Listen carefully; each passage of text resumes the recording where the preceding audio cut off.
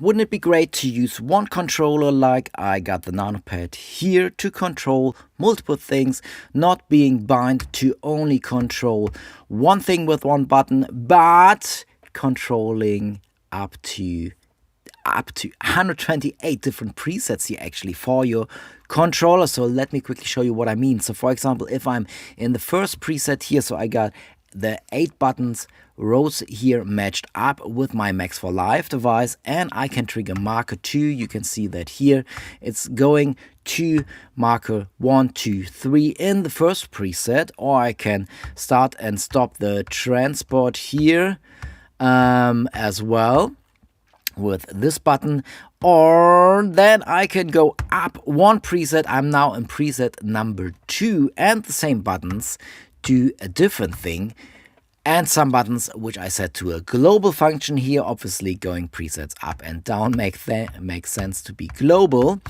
to set those up high. I'm Toby from abletondrummer.com. I developed this Max4 Live device which makes advanced MIDI mappings really quick and easy to set up. So this is the buttons version here. You get 2 devices which are 1x8 or 2x4. You can set up multiple as well, and I show in the end of this full run-through tutorial as well how you can set up the windows here to match your controller. I will release a device for faders and dials as well, which will work with the same or similar technique here as well. So you can even have controllers where you have buttons and dials matching up in the pop-up windows here and sync them all together, change the preset and control different things depending where you are in your set. You can automate the preset changes here as well. So if you want to automatically have your controller doing different things when you press the buttons, you can set this up here as well. But let's start from the beginning. So we have this device here where you can change the size. You are receiving MIDI notes directly on this track. I will show you in a second how to set this up. You can reset the position. You can actually save and store and recall the position and most of the mappings you made here as well as a preset. So you can open up your Ableton Live set, pull in a preset you set up with this device here, drag that into your Ableton Live set, and then you're ready to go. You don't need to do the MIDI mappings every time again. So as you know, you got the native MIDI mapping here, which is great if you just want to do quick things here, but just the recalling of certain mappings sometimes is a little bit of a pita, because you need to set it up every time again if you haven't started with a template preset where you have this set up already. Okay, so let's start from the beginning. How does this work? So I'm sending in MIDI. Let's close this view here for now. So I'm sending in MIDI directly into a track here. So my MIDI controller is set up in the preferences to send MIDI in the track section here. So make sure that your controller import for the track is being activated. You wouldn't need the remote port. The remote port is for the native MIDI mapping here. You don't want to use this one as well. If you have a controller which has MIDI remote scripts, which is this section up here, I would advise you to set this to none, so you don't have any conflicting, things here. Cool. Okay. So if you have set this up, the import here, then you need to create a MIDI track. On this MIDI track, let's delete the first one. No, let's keep the first one. Okay, so on this MIDI track, you want to make sure to set and the input to the MIDI controller you are using. So in this case, the NanoPad 2 here. You want to make sure to have your monitor set to in, so MIDI is being passed through all the time. So if we switch this device off, you can see no MIDI is being received but not being passed through. So if I set this to in, you are now receiving MIDI, and MIDI is being passed through onto this track to the device. Make sure to have the MIDI 2 set to no output at the beginning. There is only one use case where you need the MIDI out to, but just put this to no output so you are safe that you don't have MIDI floating around in the background here. Okay, so my controller is set up to work with MIDI notes, my device here, my Advanced MIDI Map device here, to work with notes and to work with MIDI CC as well.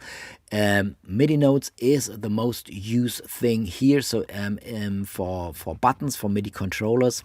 So I just thought it would make sense to have this set up. You can always check, for example, with my MIDI monitor, what kind of MIDI messages you are sending. There's a link in the video description, so we can see here now what MIDI note pitch and MIDI note number and what kind of velocity values we are sending here. Obviously, everything above 0 will trigger this action, and we only want a 1 trigger action here. So if your controller is sending MIDI notes, it's really easy to set up. If you're sending CC messages, it's possible as well. I will explain this later how this works. Okay, so first let's set up some MIDI notes here. So if we select the MIDI in view here, let's put this up to the top here again. If we select MIDI in, the view changes, and obviously we have to turn on things here to make sure, and they are turned on per default, that those slots are able to receive MIDI and will trigger when the MIDI note is coming in. So let's set those up to different values because they are already mapped. So once you open them up, they won't be mapped to the notes you are sending from your controller. So what you can quickly do is you just press S, and you can see it's blinking. You just hit the pad here, hit the next pad, and you can see the MIDI notes and MIDI note pitches or MIDI note pitch numbers are changing to the according MIDI note pitch you just sent in. So now you're ready and set up already. So we can have a look here. Maybe let's clear some all of the functions I got in here already. So we got a lock as well for the global stuff.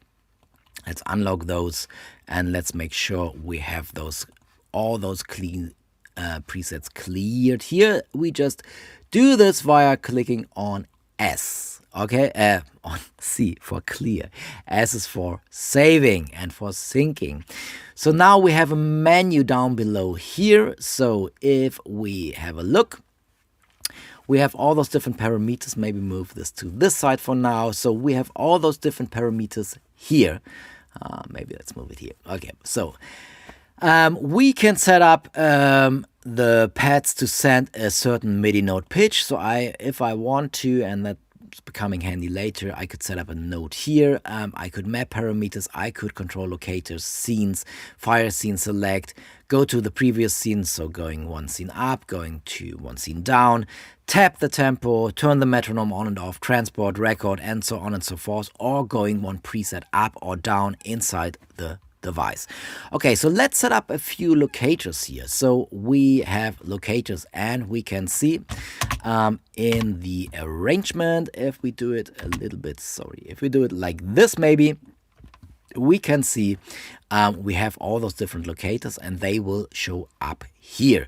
So if you create a new locator, let's quickly do this. So here's one, which is one example. Let's delete this, and let's new locator. This is called now. So if we look into the menu, this is not showing up. We need to refresh this once, and now it's showing up in the menu. So I could select the different locators here now. I want to map, so let's change the view a little bit again.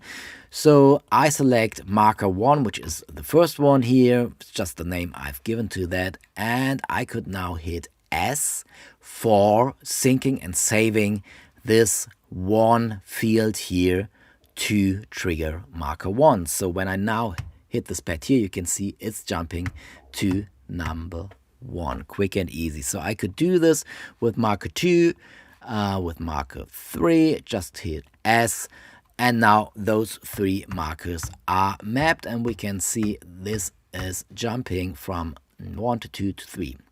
So now if I want different controls with the same pads, I need to go to a different preset here. So I go to preset number 2. Let's say I want marker 4 mapped to this one now. I want marker 5 mapped to the second button. I want marker 6 to the next button here. So now I'm in preset number 2 and the same buttons here. And you can see that up here are selecting different markers. So I could have all those 8 buttons, and at the moment I'm only using 8 buttons here, or a layout for 8 buttons. I could use the same buttons in my set, or when I'm playing or producing music. I could have mappings for all those things and then just change those mappings by selecting a different preset. So how can you select a different preset? Obviously you can automate this. So let's have a look on this first. So if we have a look, Advanced MIDI Map button here, if we turn on the automation view and let's select automate presets. So now we could set breakpoints. Maybe let's set a breakpoint here. So we have number 1 being selected, and up here we have number 2 being selected, and we have we played something in the background here. So now you can see I set those breakpoints on the automation lane for the preset here, and automatically if I'm playing here, it's selecting preset number 1. If I go over this point, it will select preset number 2. Now, okay, so this way you can automate this. Obviously you can do this in session view as well via MIDI clips. Let's quickly do that. So if we set up a clip here, just an empty MIDI clip, we have the advanced MIDI button, we go to automate preset, and I'm able to select and set breakpoints here as well. Boom, boom, boom. It's sometimes a little bit small. You can right click on a breakpoint and just go to edit value and type in the value you would like to have this breakpoint being set to. Obviously breakpoints can be just created or deleted by clicking on the red line. Okay, so this way you are able to automate those changes. But let's say we want those changes to happen not via automation, but we want to have 2 buttons to select the different presets. So we can do this as well in our action menu at the bottom. We have preset up and preset down, so going a number up. So let's set this to this one, and let's go preset down to this one. So obviously I want those actions to be global. I don't want them to be in the first preset only, which it currently is. I want to have to set them globally. So I want those 2 be locked. So I have a lock sign here, and as soon as I activate the lock sign, I can't clear those actions here as well. So now those 2 buttons are going preset up, and you can see that here it's selecting a preset up or a preset down. So this way I can manually control that as well if I want to. Okay, so let's have a look on the different functions here, different actions I got. So I have note, map parameter, locator, selecting a locator, we did this already, scene fire and scene selection, so playing a scene or selecting a scene, going a scene up or going a scene down, tapping the tempo, turning the metronome on and off, transport on and off. So that might be interesting, because if you have a button here and if we map this here, you can see now it's starting and stopping the transport, so if Ableton is playing or not. And the cool thing here is it will listen. So if I start the transport via clicking on the mouse or using my spacebar and now hit this, it will stop it. So it will listen to the parameter it is controlling and what the state of this parameter is, and will trigger the opposite. So it's not only highly customizable what you're triggering, but it interacts with your mouse and the state of the parameter you are controlling here. So let's take a few more examples here. So we have a whole map section here. So for example, if we want to map a certain parameter, let's go into session maybe here. And let's move this a little bit up. So let's say we might want to control the track on and off of those two tracks here. You can set this up, and let's use a clean preset maybe here. You can go to the map parameter, map param part here, and it will now listen and watch for what you selected last. So for example, if I have this button here selected, it will show me speaker on. I could now map this to this button here, number 4, and now I will trigger the track on and off. So let's map this to something different. Let's map this to the volume fader here on the bottom right. So this one is selected via my mouse and the name showing up. So I now press S, and I now am controlling the minimum and the maximum value. It's always switching between the minimum and the maximum value of the volume here now. Cool. So again, this will listen as well to what the state is. Yeah, so if I change this via my mouse, it will detect if it's on maximum, it will trigger the minimum. So this is how you can map parameters here. And again, yes, you can go up one preset and map this to a different thing. Let's do this button here, speaker on. Let's map this to the button here. So now the same button is controlling speaker on off. And if I change my preset and if I go to preset number 3, it will control the track volume of a different track here. So it's really flexible and really highly customizable on how you can control stuff, creating your workflow, or especially for performing if you only want to bring a smaller controller, but this controller actually just should have certain functions in this part of the set or in another part of your live set. You can change and set those up directly. Okay, so what else do we got in the action menu? We got the locators. I showed you that already. Scene fire. So for the scenes here as well, we have a menu where you can select the different scenes. If we move down a little, and now I just created a clip here, so that's actually playing. So if we press S here now, you can see if I'm hitting 1, 2, 3, 4, pad number 4, it will fire this scene here. So scene firing or scene selection is something different. So if I select maybe scene number 2 via this button here, so now I can actually fire scene number 1 with the 4th button. Button number 5 will select the next scene. Scene 1 is still playing, and I can retrigger the scene here again. So same here goes for changing stuff. So if I now move those scenes, so let's say I move those scenes somewhere else, it will remember the name, it will follow the position. So if I now hit this, you know, you can see it's not only counting the scenes, it's being mapped to the actual scenes here, and will follow those things. If you load your Ableton live set again, if you change stuff, it will follow those things. Scene previous, scene next is navigating up and down through scenes, tap, tempo, metronome, transport, record, overdub MIDI, locator next, locator previous, preset up, preset down for the device here itself.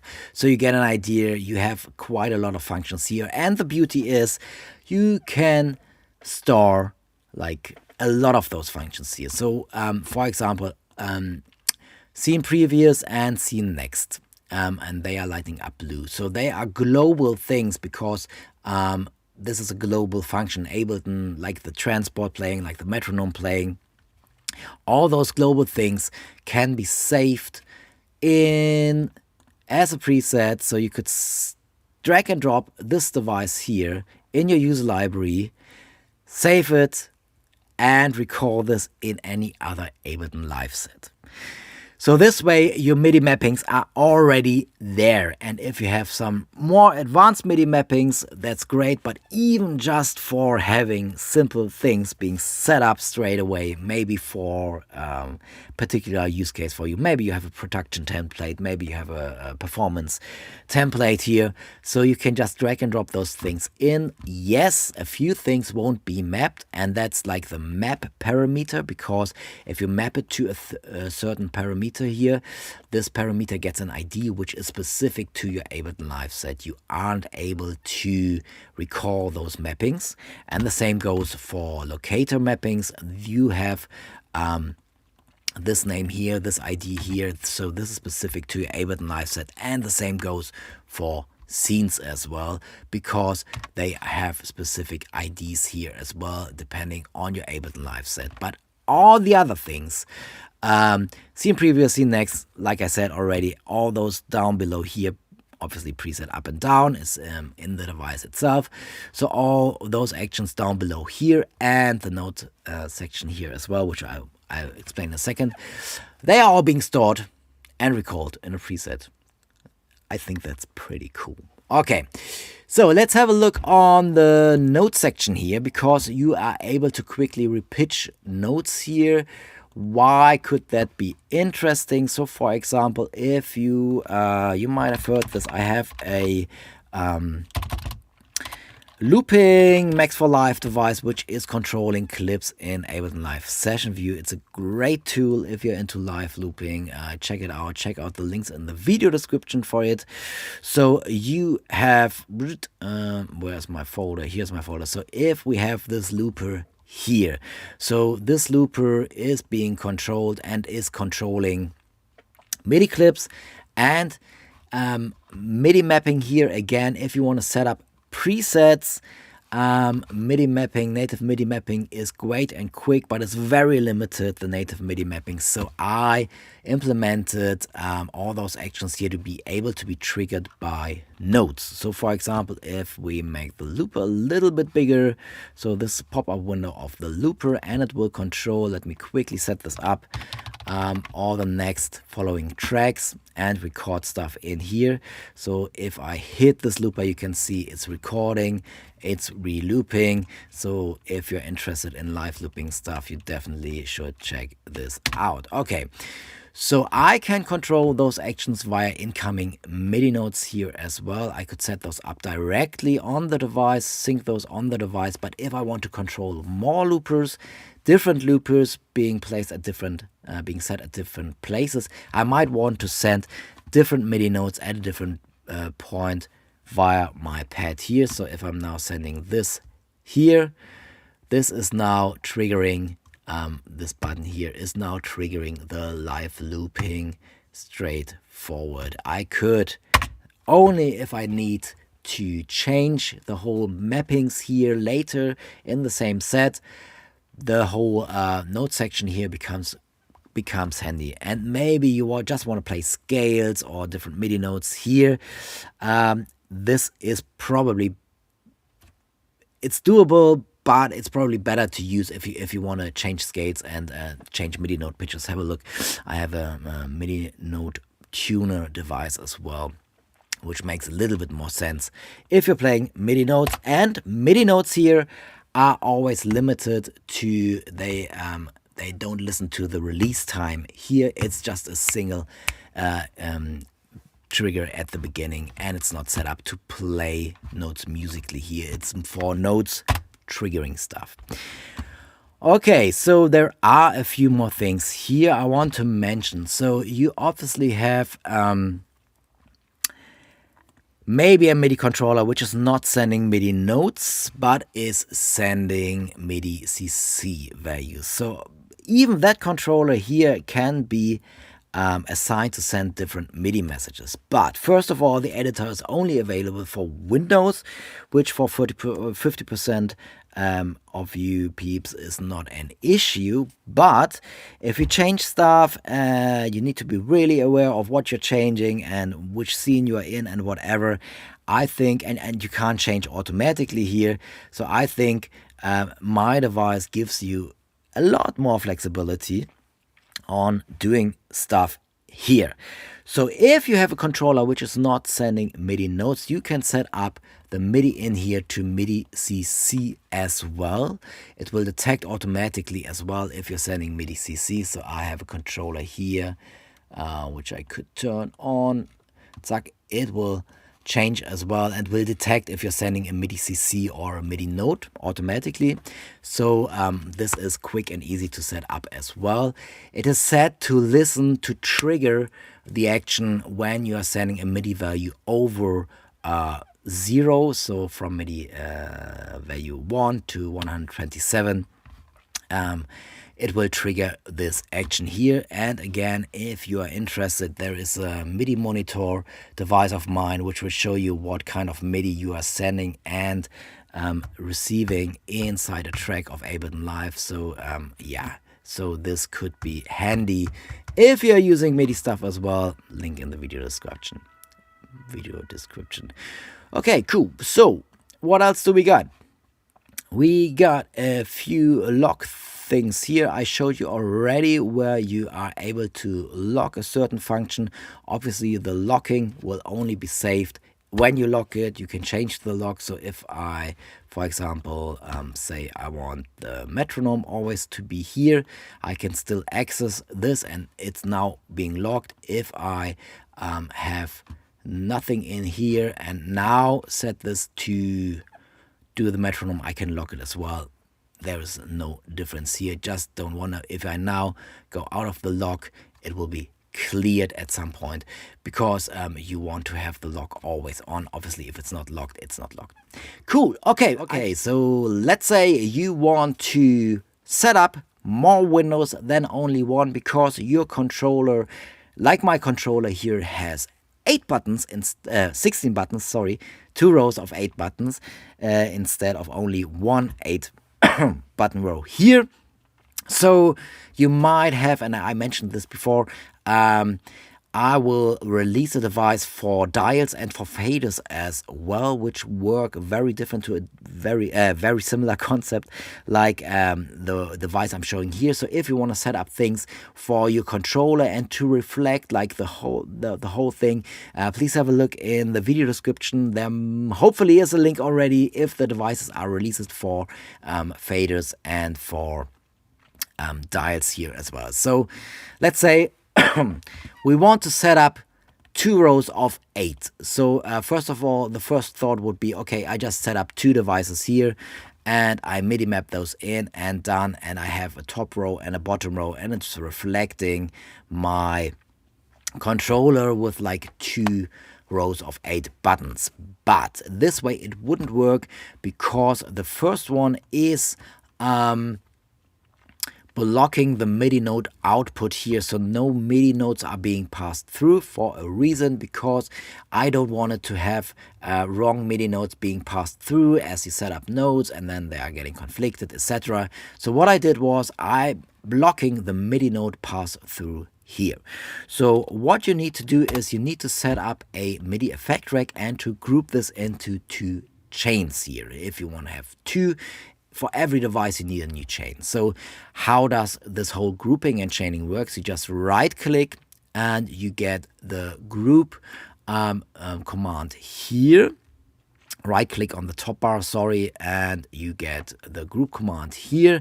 You can select this via Command or Control G as well. So now we have grouped this device inside a MIDI effect rack and we can open up the chain view below here. So now we have, maybe let's call this top row, Command R for renaming, or right click and rename top row. And we want a second device, and I just pull this out of my user library here and drag and drop this into the chain view here. And now it's creating me a second chain. Let's call this bottom row. Okay, so now we have 2 of those if we open them up. So this one is the bottom one and this one is the top one. So we have now one thing we need to solve, because we obviously don't want to select presets individually on those two devices. We want to map those together. So let me quickly set up some mappings here. So just to make this obvious, maybe if we set the tab up for this one, and then on the next one it should trigger a locator. Go to preset number 2, select a locator here and set this up for this one. So number 1, preset number 1, my button would control the tapping and be able to tap the tempo, and on preset number 2 I would be able to select or to play a marker, a locator in the arrangement view. Same one for the first one. Let's say we want to set up some metronome on and off for this button here in the first preset. In the second preset we want to set up maybe some scene selection here. So if I go to scene number 2 and press S, so now we have those two different presets in here for, let's change the view here to not being so colored. So if I'm now here number 2, I'm changing to number 2, but my bottom row is still on number 1. Obviously I want to have those preset changes to change together and not having automate for every single device. So I can do this via a macro control now in the MIDI effect rack here. So if I open up the macro view and maybe press minus to have less macros, because I just need this one here at the moment. So I now want this macro to be mapped to the two preset number boxes here. Okay, I can just hit map, select this one here, and making sure that this is the topmost selection, I hit map, and something went wrong. So yeah, okay, so there is one really important thing here you need to know and be aware of. If you're mapping stuff in Max for Live pop-up windows, you first need to select the window. You need to click inside the window, change stuff in the window. So now this is the top foremost selected application, and only then it will work. Okay, so map, go into map, and again it's not letting me select this. So what is happening here? If we maybe close and open the window, close, open, select something in here and select the number box, I go now to map, and now it lets me select the map button here. So I can do the same now for the second one, bottom row. I might just close and open, select this number box here, go to map, and I'm able to map this bottom row scene selection or preset selection here as well. I leave the map menu, and now you can see when I'm turning this macro control here, it will switch to both presets on both devices here. So now I could just say, well, actually I want this maybe a little bit bigger or a little bit smaller. Let's map those up. Let's put in 0.5. Maybe that's a little bit too small. Let's put in 0.7. Let's have this first one on 0.7 as well, 0.7. So now I could actually have this at the top. So now it looks quite nice, or it's quite small now, but still, you get the idea. You can now save the position of both of those devices here by just hitting S, and if they are somewhere else, you can always hit recall and the position will be recalled. Same for starting, when you're starting the Ableton Live set, the saved position will be stored now, and you are able to add as many windows as you like. Once more, and again, those are Max for Live devices. Max for Live is included in Ableton Live Suite, or can be bought as an add-on towards Ableton Live Standard. Without Max for Live, you can't run Max for Live devices, or not third-party Max for Live devices, to be correct here, 100% correct here. Okay, so follow the links in the video description. Toby from abletondrummer.com. You can get those devices. If you follow those links, more devices obviously are available. Please, if you like my stuff, hit subscribe. If you like, if you want to get informed about stuff, that's a really good place here to be informed about new releases. You can as well sign up to my newsletter. You can as well write me an email if you have looking for a certain function here, or if you're looking for custom Max for Live devices. I do those things, yes. Okay, take care, bye bye.